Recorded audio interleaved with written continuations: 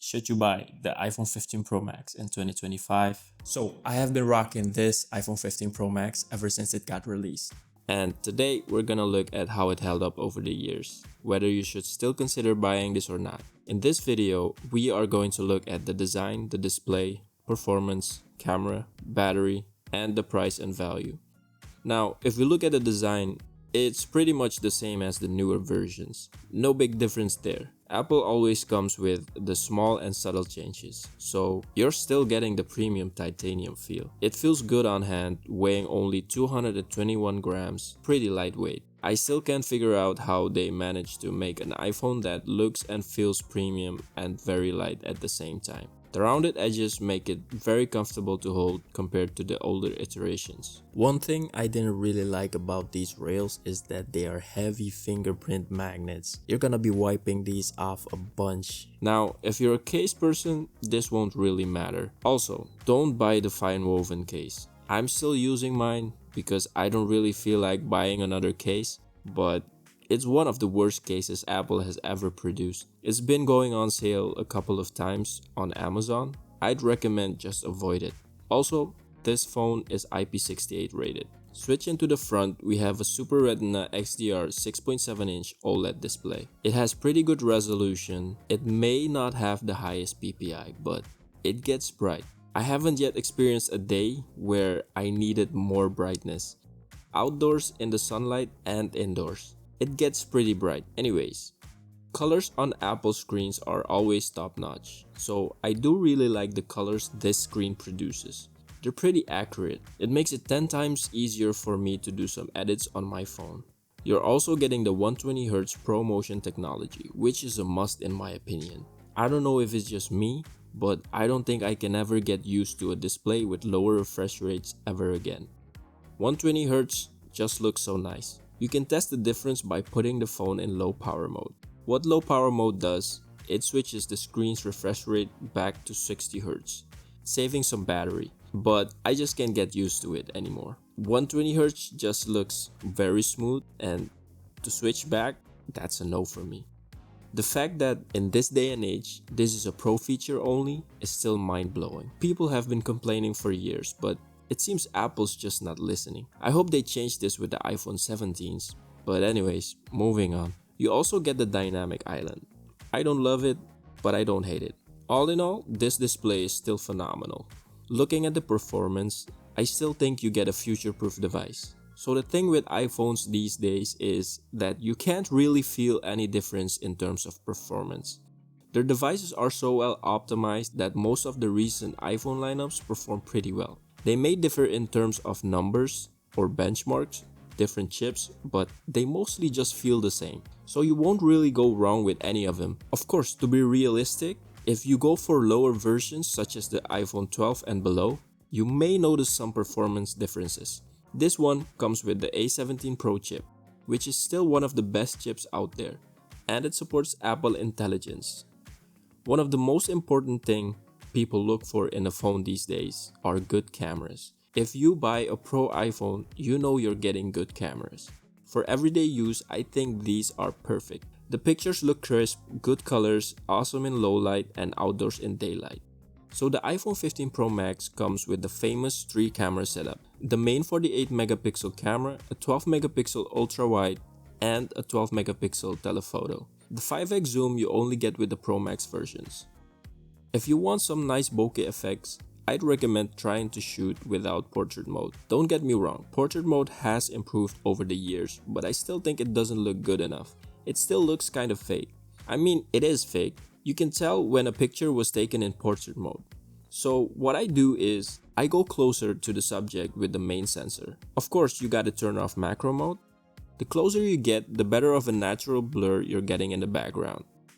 When I decided to go for the Pro Max, it was mainly because of the big screen, the bigger battery life, and the 5x zoom. Now, the 5x zoom is optical zoom, and you can get a zoom of up to 25x, but it switches to digital zoom. So it turned out I rarely use the zoom capabilities. The only case where it's been very useful for me is when I wanted to read the opening hours of a store from a distance without the need of stepping out of my car. And I used it on one rare occasion where I was at a basketball game in the US and was very hyped to see James Harden for the very first time. Where the cameras really shine is on videos.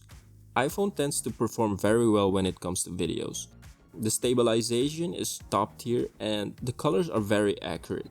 You get the option to shoot in 4K, which is a must in this day and age, ProRes capabilities, all the good stuff. You get everything you need in your pocket ready to shoot. Now, is this better than a professional camera? By any means, no. If you're shooting content for social media, I think this will be the perfect camera setup for you. But if you're going to do professional photography and video, don't get me wrong, you can still do this with the iPhone, but the professional camera will do it better. If you want the best quality, I'd recommend go for the Pro camera.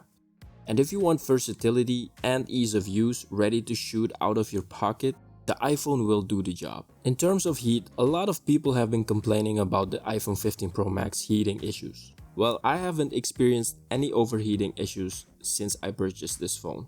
The only times where I'm feeling some heat is when I play games while charging the phone. So as I've mentioned, I decided to go for the 15 Pro Max because of the bigger battery. And so far, it did not disappoint. Of course, the longer you have the phone, the more your battery might dissipate. In the beginning, I think I went through a full charge in a day and a half. Now, I'm going through a full charge within a full day. Through the years, my battery health stayed normal, with the maximum capacity dropping only to 91% after 425 charging cycles. Now, there's a trick to keeping a longer battery life. The way I charged my phone was to avoid letting the battery drain past 20% as much as possible, and letting it drain till it dies, maybe once in a blue year. I almost never charged it to 100%.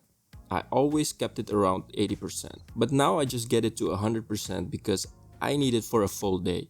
And it doesn't really hold up like it used to anymore, but the most important thing is that it gets me through a full day. Another reason why you want to consider buying the iPhone 15 Pro Max is because of the ecosystem. If you already have other Apple devices or want to start with building your Apple ecosystem, maybe this is the time to start. This has been by far the best ecosystem I've ever used. Apple is well known for its great ecosystem. It may not be cheap, but it made my life much more easier. But if you don't want an iPhone, nowadays you can get away with third-party apps for Android devices, such as Local Send, Google Meet. Anyways, that could be a video for another day. In terms of the new iOS and AI features, this will still get the latest updates and features.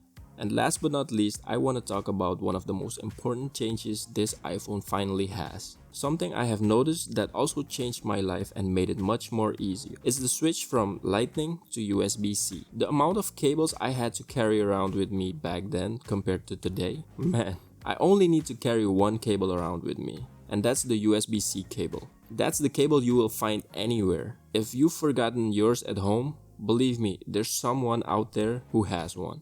All my devices use USB-C, and that's very convenient. In conclusion, should you get this phone? I think so. You're basically getting an iPhone 16 Pro Max for around $700 to $800. So $700 to $800, and you're getting almost the same performance, same camera, same build quality and experience. So if you ask me, this is totally worth it. This has been a very reliable daily driver for me. Am I going to upgrade? Maybe. Let's see what the upcoming iPhone 17 lineup has to offer. As of right now, I think I'm still rocking this one out.